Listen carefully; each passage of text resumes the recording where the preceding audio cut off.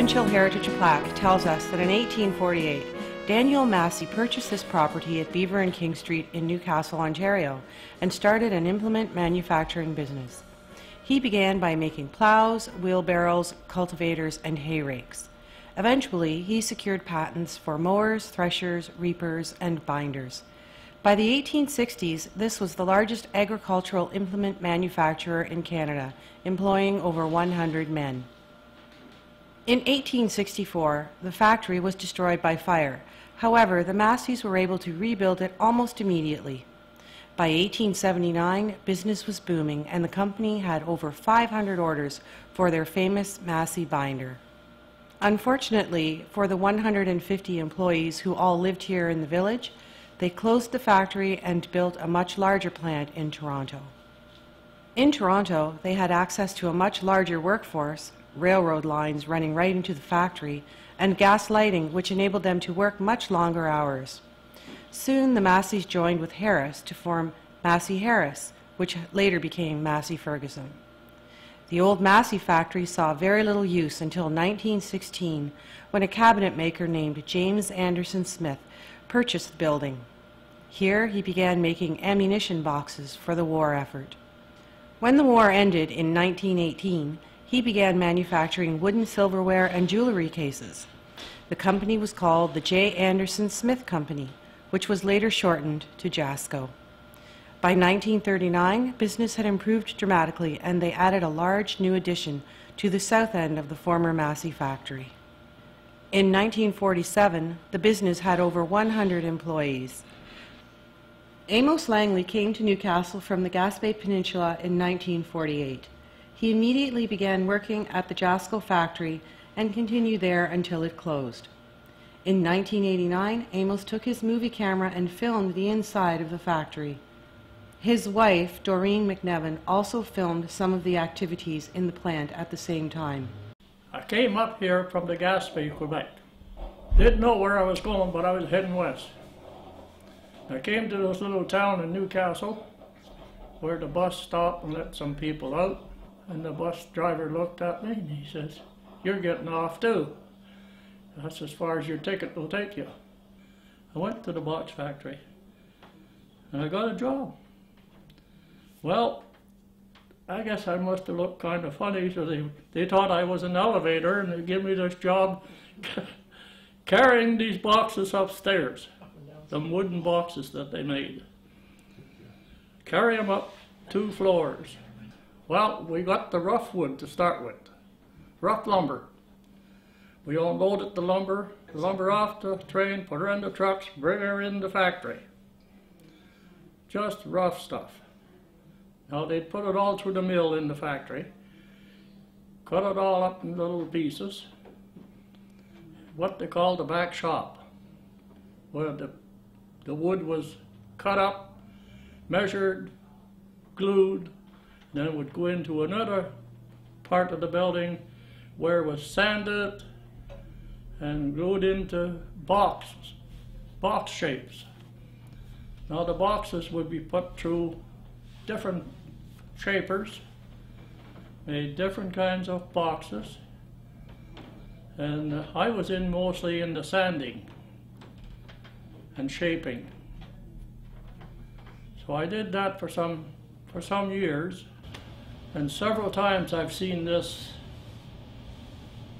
guys going into to a saw and just push a piece of wood through the saw and right through their hand. Split the hand in half. And several times we've seen people doing the same thing, but with a different motion, it cut the fingers off. But I was very lucky that way. I was scared and I'd stay away from them things. Never stand behind a kicking horse. I was barbering on the main street here, and that was back in the day of long hair. Business was pretty bad. And over a period of time, they both Grant Cooper and Jack Adams say, "Well, why don't you come and work for us?" And so finally, I was hired as foreman in training. The foreman was John Scott, The assistant foreman was Fred Cooch. They were getting up there, so and that was pretty well prevalent. My father, George, he worked there until he passed away in '56.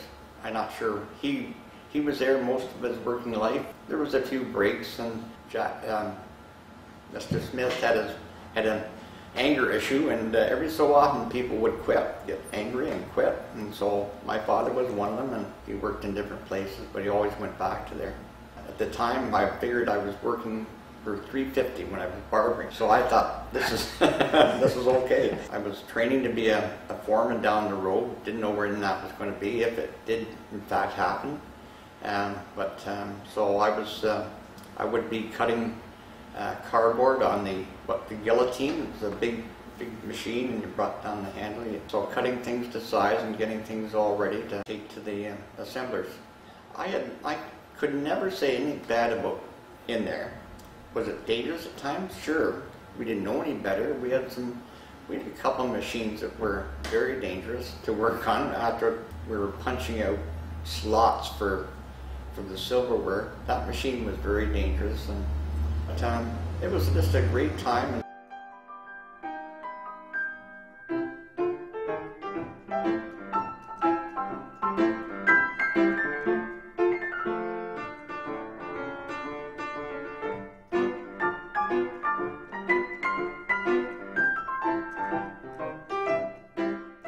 Grandfather started it, and then Jim Smith, my grandfather, took it over, and Grant Cooper ran it from then. I worked summers there in the shipping room and cutting grass and doing odds and ends, and then in '75, I think it was 1975, I was done school, and I started the plant full-time until it closed in 1990, I guess.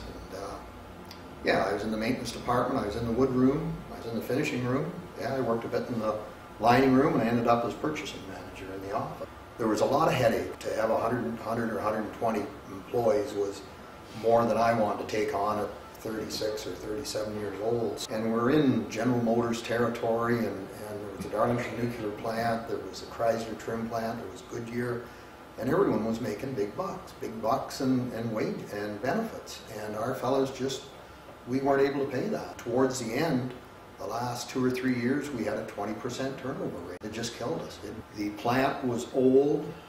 It should have all been on one floor. The equipment was older. There was more modern ways of doing it. And we were just a bit of a dog that had its day a bit.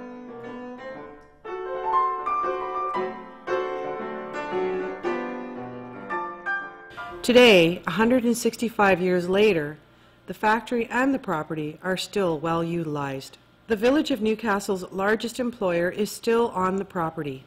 By 2004, the old factory had been restored. The lower floor has 4 commercial tenants, and the top 2 floors have 16 comfortable apartments.